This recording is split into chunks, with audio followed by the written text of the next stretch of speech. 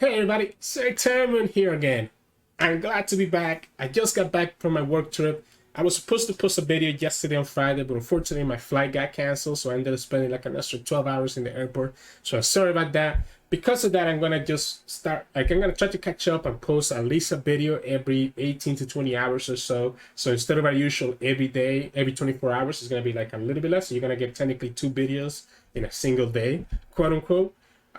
I'm gonna start with this, right? While I was away for the past week, there was a lot of new decks that I saw popping up into the meta. So one of those is the one that I'm gonna showcase today, which is Annie, Ziggs, Katarina.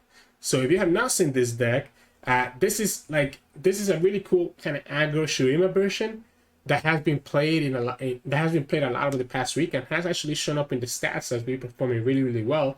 Has been top of the win rate chart for a few days in this past week.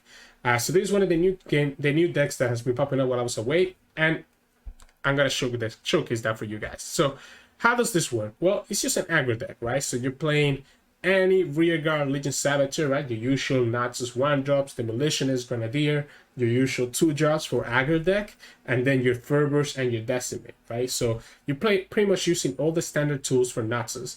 And instead of playing PNC, we're playing Shurima, which gives us access to a Cow Reaper, which can be really good because of the Fearsome keyword. Treasure Seeker, which gives us access to a free unit in Walking Sands. That's pushing 5 damage. So it's really good because usually the opponents are forced to block this, no matter what. Ronia's Path, which is both healing and burn. Merciless Hunter, which is another Fearsome unit, and can let you pull stuff with Annie to kill them for free. Ziggs, which synergizes with Annie because every 6 kill is also leveling up Annie, and Ziggs himself is a 4 health unit that's dealing 1 damage to the Nexus every time.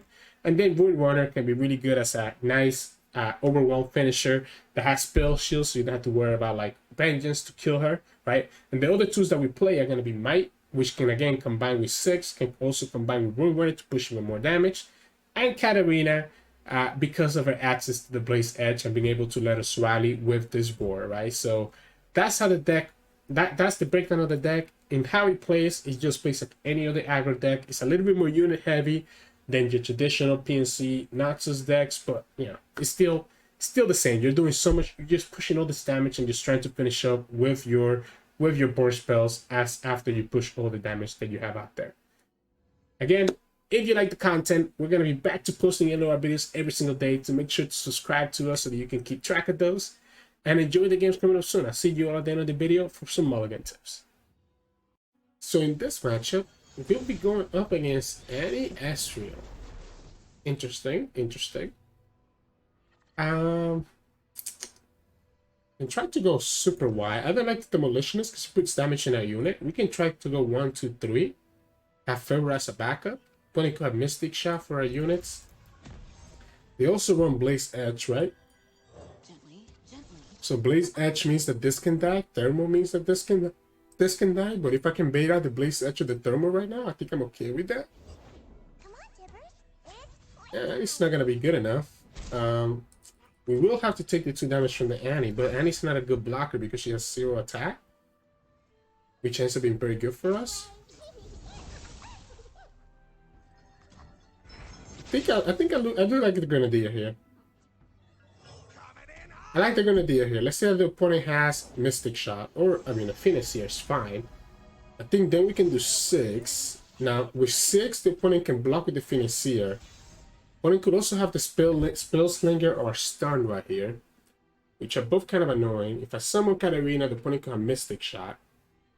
Mystic Shot here, Mystic Shot here. I like the 6. If the opponent has the Spell Slinger or an Arachnoid Sentry, he can stall our attack right here. But he would need to have exactly the stun, and then we need to play it now, right? For him to have value here. Does he have anything? So does he have Blaze Edge plus Disintegrate in his hand? I hate traffic. Has to be Blaze Edge plus Disintegrate, man, right? You can't take this much damage, especially when you know I'm a burn deck. Could be second Annie, right? Could be Blaze Edge plus second Annie, which should give him the Disintegrate. Ooh, okay, so Mystic. So the opponent ended up taking 5 damage anyways. Question is, do we actually block the Annie next turn? Do we actually block the Annie next turn? That's one mystic. That's one mystic out of the way.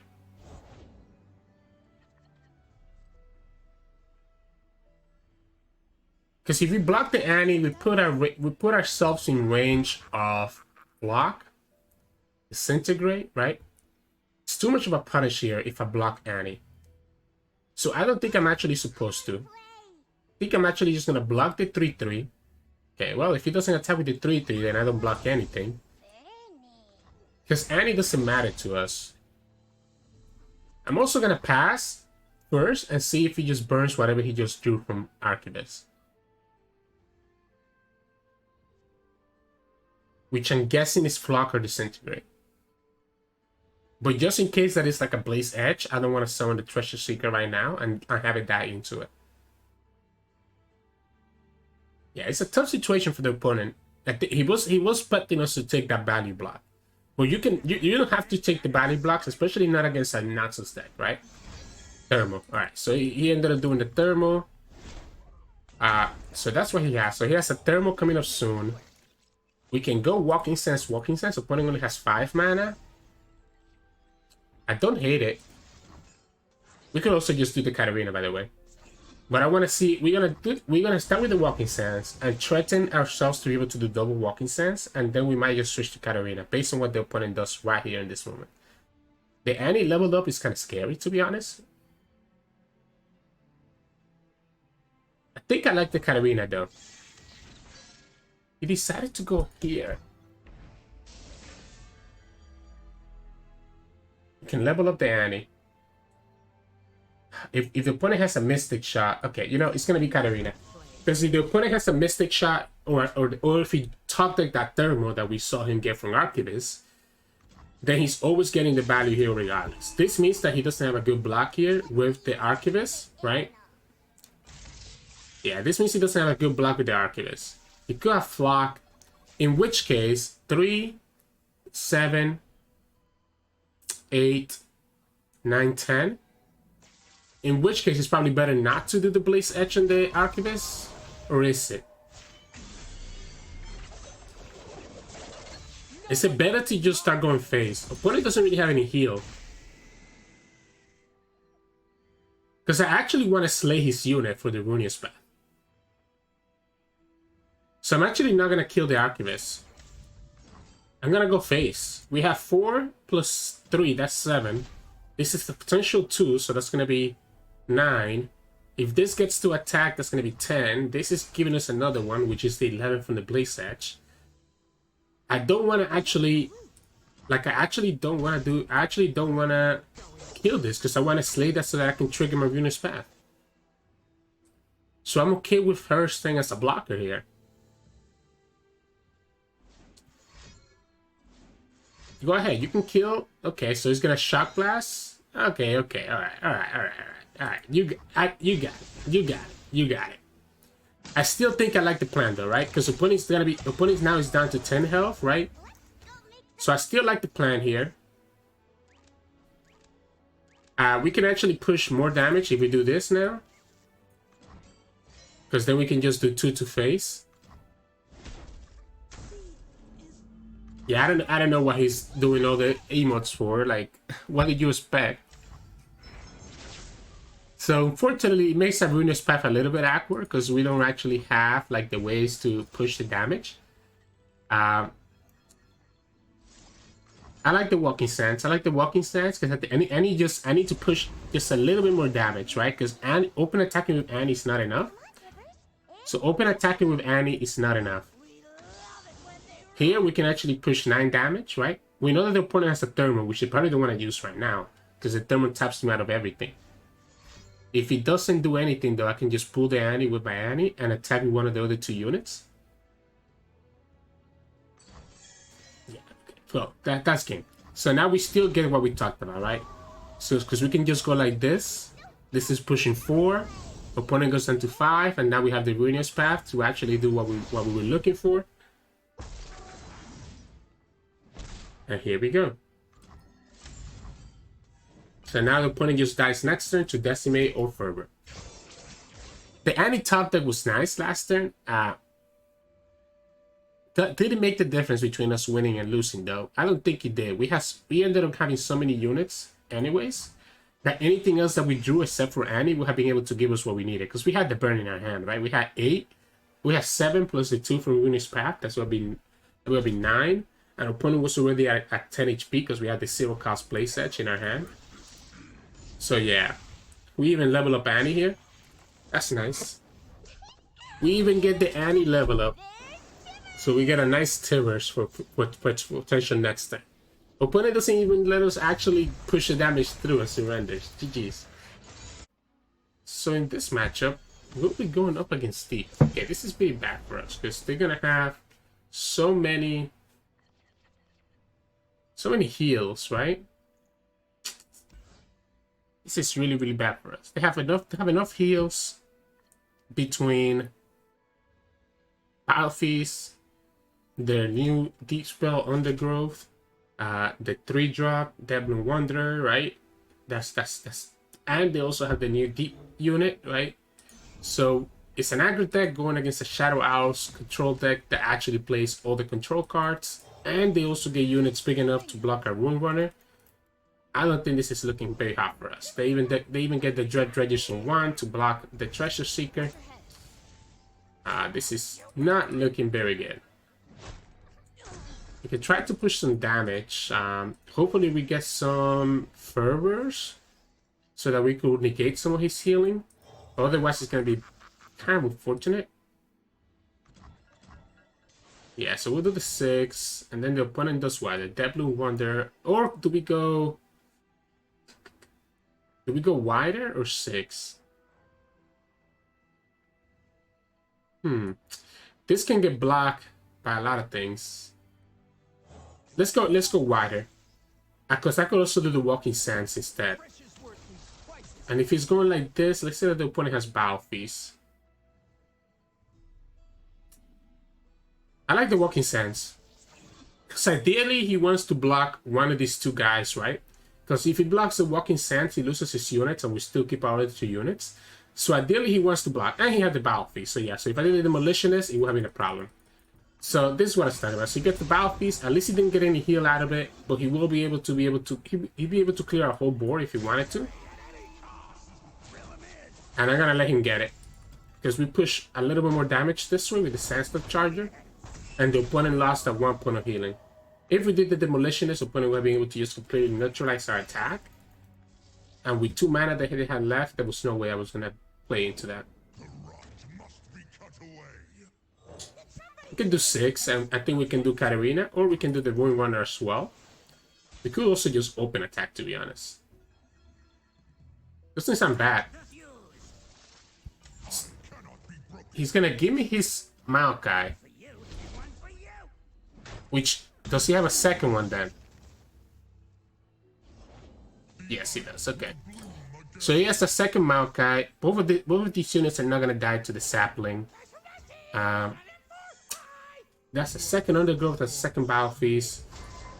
His Maokai is going to get very quickly level up. I think that was still a correct attack. Because I don't want him to summon, like, if we didn't open attack there, or opponent just summons this and he gets 2 blockers.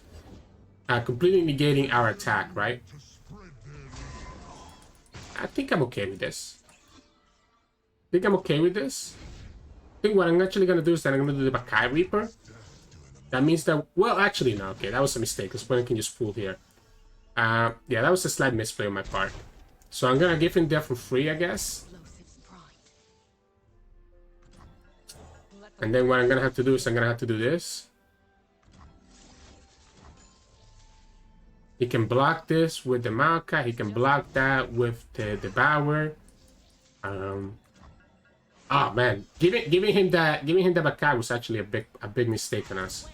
For some reason, I completely forgot about the Sapling. I was like, oh yeah, you know, he's gonna sacrifice the Sapling into the Rune Runner, and that's gonna make my Bakai go up to 2 attack. Blah blah blah. Opponent goes deep as well, so we even lose the Rune Runner here, and the Maokai's about to level up. Yeah, this is game. I guess technically we could draw into our burn. The problem is that we have a full hand of units, not a single burn. Hmm. They'll never know what killed them. Yeah, this is kind of annoying. This is very annoying. And what is he going for? Sand and trouble. I think I want to do this I can see. so that we can do the demolitionist on it. But if we do the demolitionist on it, then the opponent will be able to actually pull it, right? With the sapling. Okay, that's his third battle phase, so we know the opponent has no battle phase. Yeah, I think I'm still gonna do it. I know it means that this is gonna die to a sapling for free, but I don't think this is ever gonna get damaged anymore because he's obviously has the sea monsters. So I think at this point we're supposed to just go for the burn. So we have to hope that we get the Decimate and the Fervor in the last 4 cards that the opponent's gonna leave in our deck. Now, technically, by him deleting the champions in our deck, it does increase our odds slightly of drawing those cards. So we have 4 cards, and we need to hope that 2 of them are burn spells. And this one. So this is 4, this is 5. So we do have 5 here. So we have 5 in our hand. So now all we need is another Demolitionist. Or even double Katarina, to be honest. And that's a second Vengeance out of the way. What if we just attack with Katarina twice? What if it's actually the Blaze, the Silver Cuts Blaze Edge that gives us the win? Okay, not like that. Alright. That's fine. So then we still need... We still need a second Decimate, or the Demolitionist, or a Fervor.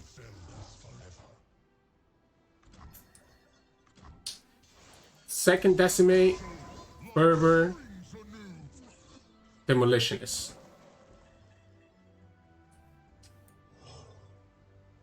Alright, we got it. So now the question is, does the opponent have a Vengeance, Undergrowth, any way to stop this? He has the third Vengeance. There's still an out, right? We still have a Fervor. We still have Fervor that we can potentially draw. So we don't give up just yet. Opponent has to open attack. And if we draw into the Fervor, we win the game. Gotta play for our outs, right? Unfortunately, gotta play for our outs. We tried, but I don't think it's gonna be enough. The Demolitionist, that was his third Vengeance, by the way, because he already had discarded 2 earlier. So that was 3 Vengeance. All 3 Vengeances that we saw. We saw him discard 2 Undergrowth, and we saw him discard all 3 Battle Feasts. I mean, use 1 Battle Feast and discard the other 2, or toss. So yeah, GG's. So in this matchup, we'll be going up against. Ooh, that's bad. That's a control deck. So he's gonna have access to Battle Feast and also a ton of removal, right? Because he's playing PNC. Which means that I don't believe the Bakari Reaper is ever gonna actually live. The Grenadier is fine because it can block some of their stuff. Everything else though seems a little bit risky. Everything else is a little bit risky. I don't think they play Thermal. Actually, they should play Thermal. So there is a Thermal check. Yeah. Yeah, because they can always play Thermal because obviously they can make a cost set. So, okay, so Thermal out of the way. Boom. So now we don't have to worry about Battle Feast there at least. When it still has access to Mystic Shot, still has access to everything else in the arsenal. So it's like a wash anyways, right? Because they're always gonna Mystic Shot the Bakari Reaper. I think we still have to go for it and at least force the Mystic Shot out of it. Opponent's still at 20 HP and he's already turned 3. This is looking pretty bad for us. I like the Merciless Hunter over the Grenadier, because the Merciless Hunter lets us push additional damage here.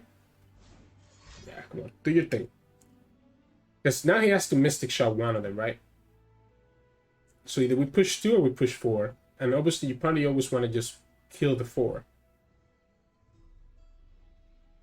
Shock Blast completely kills us as well, by the way. And that's once the opponent has 6 mana available to them. Now, Rune Runner is nice, right? Because she can play around a Vengeance. Battle Feast. Opponent knows that we don't have to drag, right? Like, I don't think I'm ever dragging that Financier. Because we're just gonna Katarina this turn to pull it next turn. She kicks, huh? I kinda like that. I kinda like that. Bloodshed begin. We Katarina right here. We're gonna choose right now. I guess we could have a second Mystic. I mean, he could have a Mystic now. He hasn't used it. Yeah. So now that he went like this, we have two options. We can get rid of the blocker, which seems okay with me. Or we could summon a second Bakai. I think it's fine getting rid of the blocker. That's one Mystic Shot gone. Can push 6 damage next turn. I feel like I need to open attack. So I feel like I need to open attack because of Shock Blast being a thing. I guess not anymore. So now they're putting one like this, meaning that we don't have to worry about Shock Blast.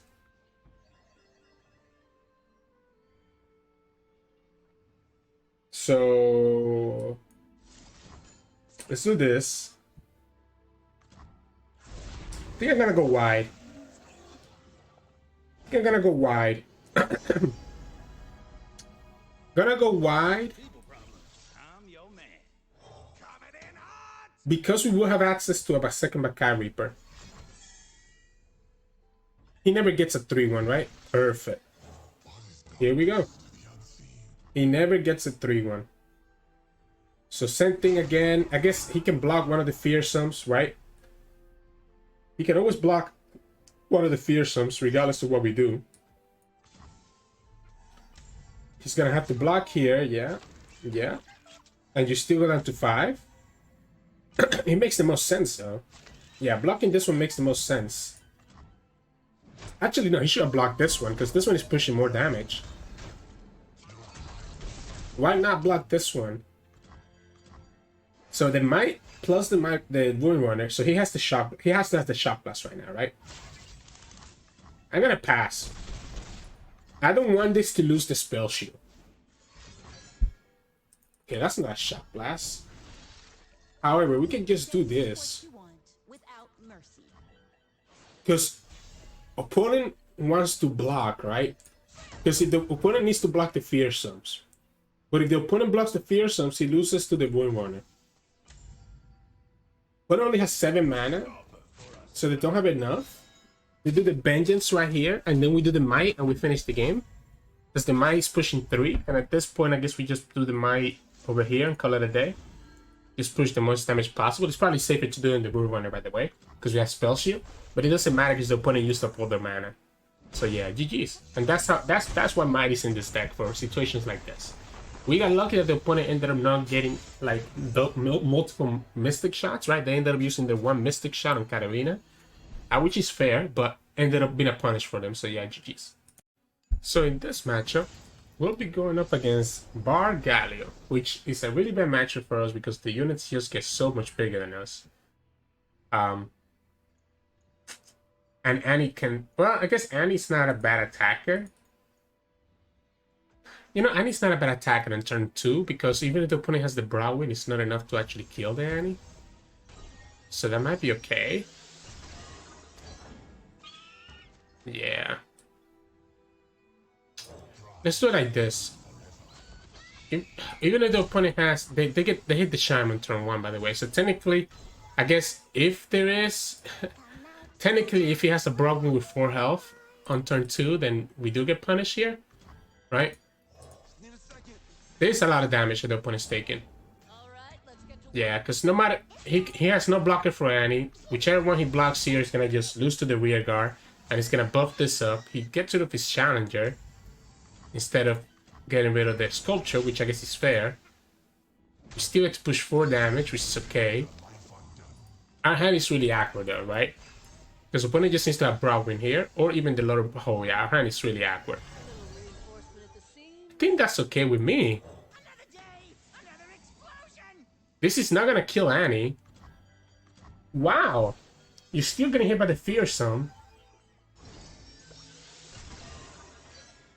I think we always open.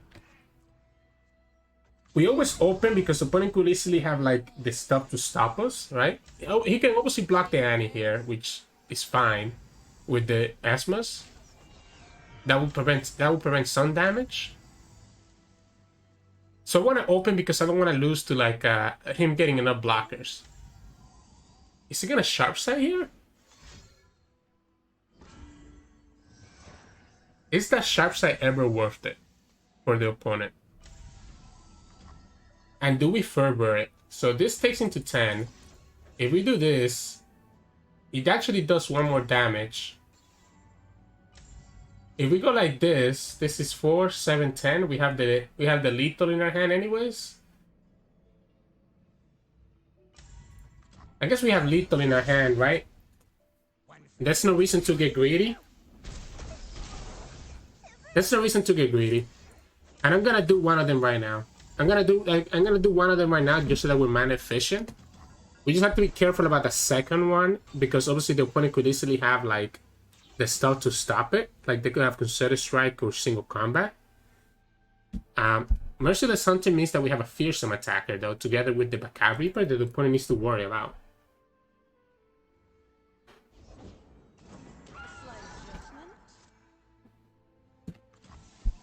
Huh. I think that's a mistake. I think opponent just made a slight whoopsie. Oh yeah, okay, so that's game, right?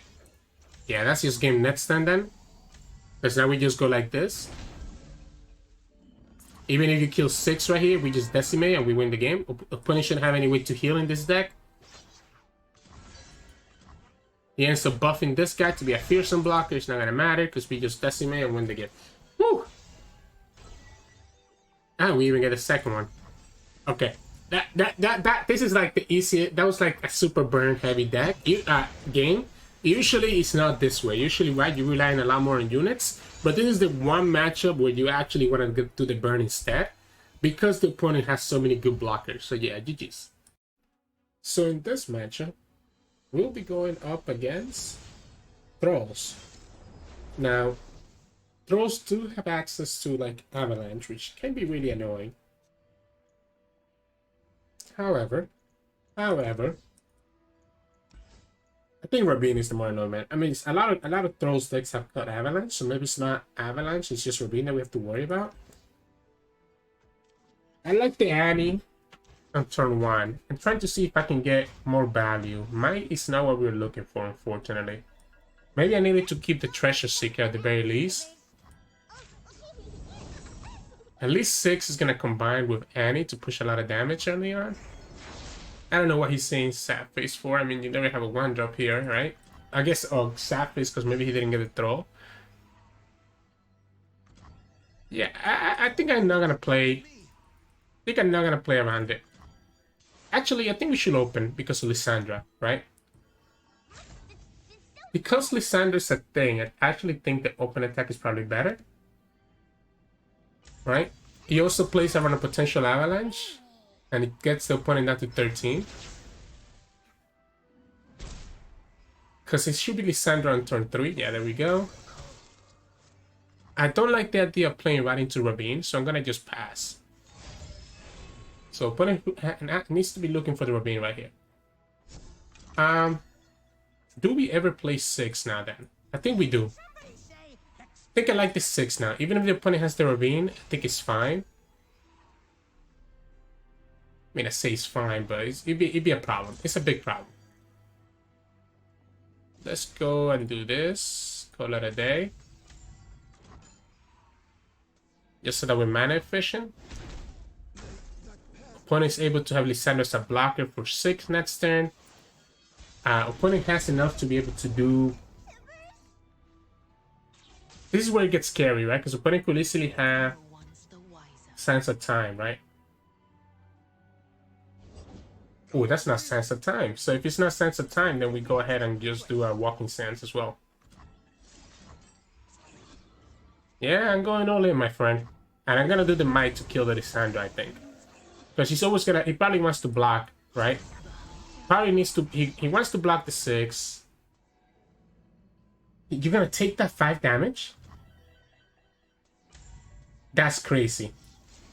He's actually gonna take the 5 damage. So now he's down to 3 HP. He actually decided to take the 5 damage from the Sandstorm Charger. Wow. Wow. Now single decimate does it, right? It's gonna be the might again next turn, by the way. Ah, that's unfortunate. Trust me, I know what I'm doing. That's unfortunate because I still have to be mindful of sense of time. He had the second Lissandra. Maybe we actually needed to might to kill this guy last turn. Come on, Tibbers. I like this because this plays some sense of time. Putting actually plays Avalanche. Wait, that's actually okay with us though, right? Because now it puts him more vulnerable to a might. Light the fuse.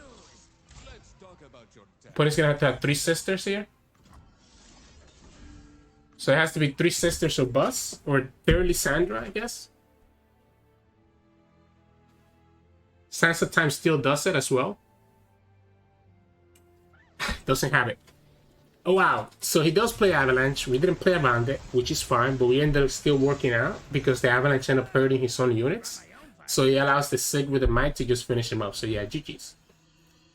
So in this matchup, we'll be going up against Twisted Fate with Shurima. So I've seen a Twisted Fate Shurima deck before, but he was running...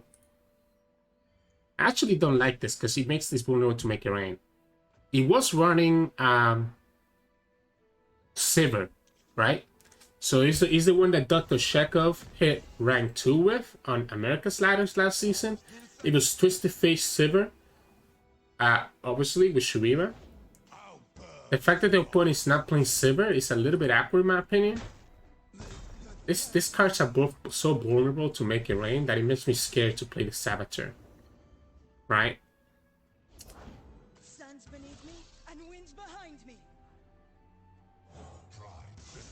I'm gonna give it to him. Wait, what? So now I just play Katarina then.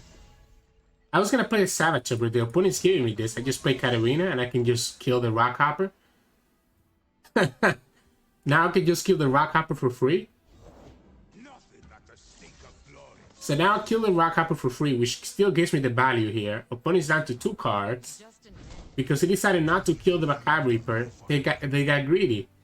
And now if he blocks the Katarina, he takes more damage, because now this becomes at 3. I mean, yeah. He didn't even block Katarina. So he took an additional 3 damage for no reason. Katarina can easily kill this next turn, the Butcher, right, for free, which is actually, I think, worth it, because it gets rid of the block. It gets rid of a blocker. Okay, opponent's trying to just get value by doing this first. I think we just go like this. I mean, I don't care. You can trade all your units. Go ahead. I'm gonna do a single Saboteur. So I'm gonna do a single Saboteur. Because opponent could easily have Twisted Fate or Make It Rain, which makes me too scared of the second Saboteur.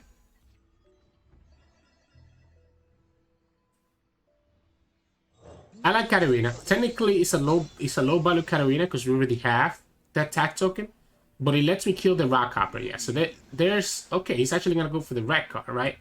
So if he's going for the red card, then it means that the opponent's gonna have a way to kill this Katarina next turn with like Make It Rain or something like that, right? So I think we're just gonna go like this, and we're gonna play the second Saboteur. Because now we don't have to worry about red card, right? If the opponent doesn't block, they're taking 6 damage right here. So if the opponent gets greedy with Twisted Fate, actually, you know, this was bad, because now the opponent is able to do a second Twisted Fate, because they sacrificed their first one. So now we're gonna lose the Katarina. We can Fervor. But if we Fervor and we lose to the Make It Rain, but if the opponent doesn't Make It Rain right now, that's okay with us. So let's say the opponent has a second Make It Rain. I think that's okay with us. Okay, yeah, I think a second Rain actually would have benefited us. A second Make It Rain would have benefited us more than it hurt him. So we can do Treasure Seeker, Walking Sands plus Might next turn. It's pretty good. I forgot about the higher gun being an option, by the way, so that's my mistake. I forgot about him playing that card, because this card makes sense when you have silver, right? Because if you have silver in your deck, it makes a lot of sense. I'm gonna do this first. This is gonna bait out a potential Twisted Fate. Success gets noticed around here. So this is where the might comes into play. I think it's actually correct to kill the higher gun right now.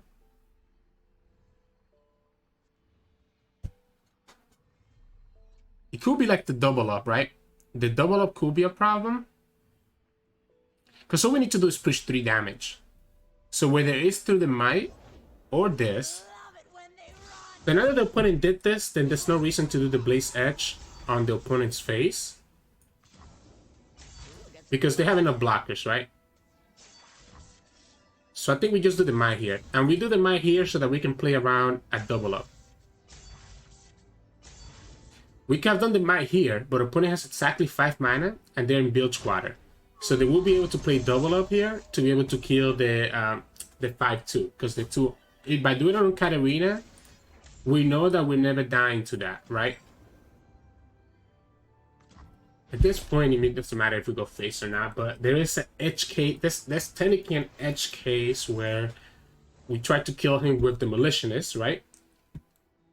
Instead of Decimate, but it's always going to be Decimate, so... It's always going to be Decimate, so it's fine. Opponent shouldn't have any heal here. I guess they could have Rider Negation. Yeah, there we go. So that's why we did the damage earlier when we did. Don't want to put the Katarina on the field just yet. Don't think I need to. Not while he has Twisted Fate mana. So if the opponent has Twisted Fate, it will take our Katarina to 1 HP, which will make her too vulnerable to too many things. So this is just game now, because we also have the Ruinous Path.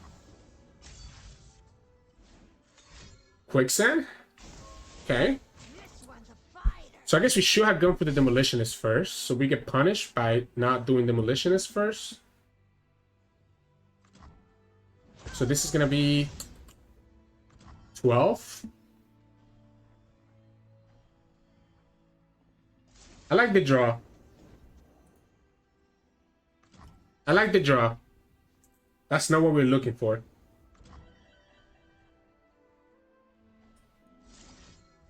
That is not what we were looking for. Wow, we got punished, so it had to be Demolitionist first. Why didn't we do Demolitionist anyways, actually? Because you were giving us 2 attackers. So attacking with Katarina was a mistake because we played right into Quicksand. Because now again, double up kills us. What is he getting here? Ruthless Predator? If he has a second one? Wow! That's exactly 16. we just threw the game. We threw the game so hard. We threw the game so hard for not playing him on Quicksand. What a mistake.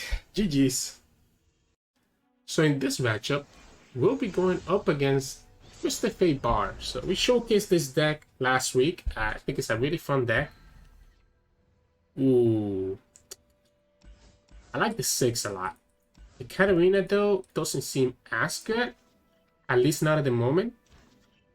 The opponent's going to have a hard time dealing with 6. Make It Rain is a problem here, though, right? So Make It Rain does make this a little bit more vulnerable than most things. Which is why I'm going to go with the Bakai first. It's also a fearsome attacker, right? The question is it Saboteur or is it Grenadier? Let's do Saboteur. It pushes 1 damage, right? If opponent has Make It Rain, then it's annoying. So this pushes a little bit more damage because it's pushing 1 plus the 1 that I'm gonna get here. Opponent gives us the burst, so we can actually do Katarina plus Blaze Edge. That's why I wanted to keep the 1 mana. Once we do the Katarina, I was like, okay, we can keep 1 mana. If the opponent has another 1 health unit, we can actually kill it with the Katarina. That's kind of annoying though. But it's not a fearsome blocker, so it's fine. Okay, well now it's a fearsome blocker. Oops, that's the wrong one to target. In which case, I might just sacrifice... No, it won't work, right? It won't work anyways. think we have to just take that 3. I think we challenged the opponent to do... I think we challenged the opponent. If they want to block right here, they take 3 damage. And we still can just do Blaze Edge on it, right? We can summon Katarina, Blaze Edge, kill it. If the opponent actually passes, I'm actually going to pass back. Because the opponent has 1 fleeting card from...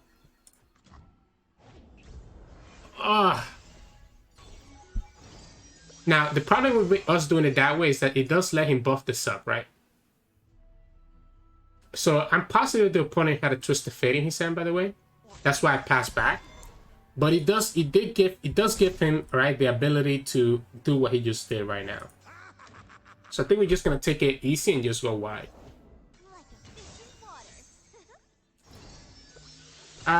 Question is it 6 or is it Demolitionist? Time to bust out some combustion. Maybe passing last turn was actually bad for us. Because he does let the opponent just kind of come back and do this stuff. I'm just so afraid to Twisted Fate, and the opponent has so much draw here. Because the 6 is just going to die. Right? But if the 6 dies here, he decides that he's going to keep his elusive alive. Which I think is smart. Because he can just kill us with the elusive now. Opponent can just kill us with elusives. You could have Twisted Fate here to stun the Katarina.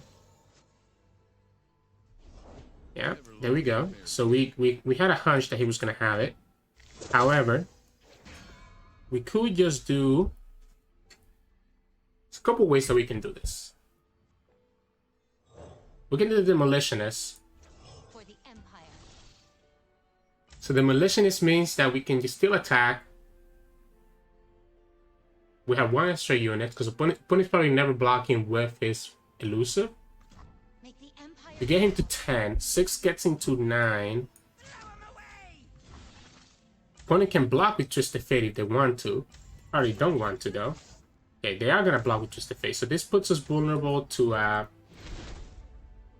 This does puts us vulnerable to second Twisted Fate. Right? I think at this point we just go face. Because this is going to take him down to 6. The Blaze Edge takes him down to 6. Can we survive? It's just a nick.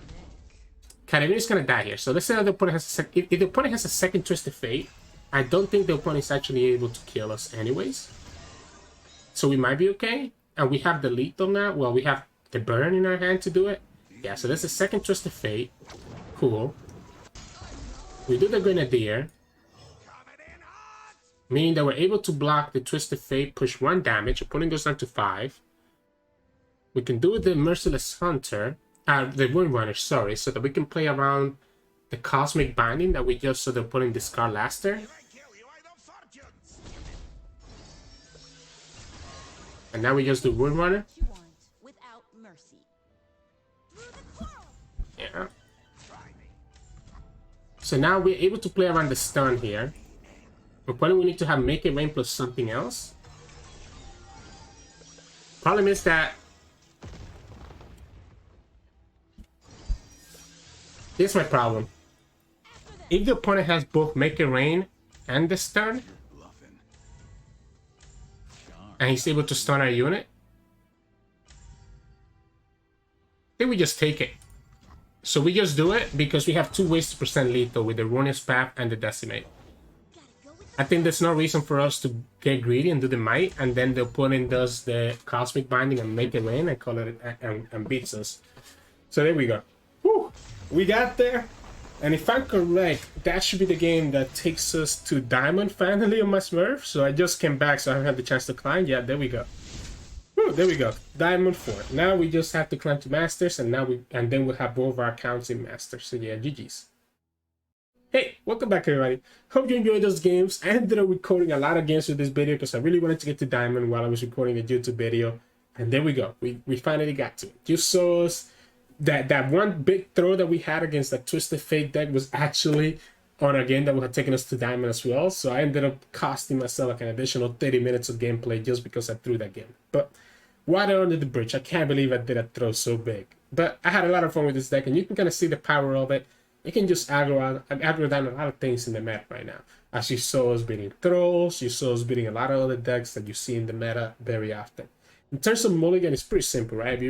Whether you go turn 1 or turn 2, you want to keep your 1-drops. So your 1-drops are going to be really important and allowing us to push damage early, and you want to kick your burn because you want to draw your burn later in the game. So simply enough, just keep your early units, especially your 1-drops, kick your late game burn away, and you start pushing damage early, get them low enough so that then when you actually do draw your burn, you can finish up the opponent that way. And yeah, that'd be it. As always, if you like the content, please make sure to like the video below and subscribe to us. We post LOR videos every single day. You can also find us on Twitch at Twitch Sirturmund, where we stream 3 to 4 times a week. And you can also find us on Discord and Twitter. The links to those are both in the description below. Thank you so much for watching, and I'll see you all again tomorrow.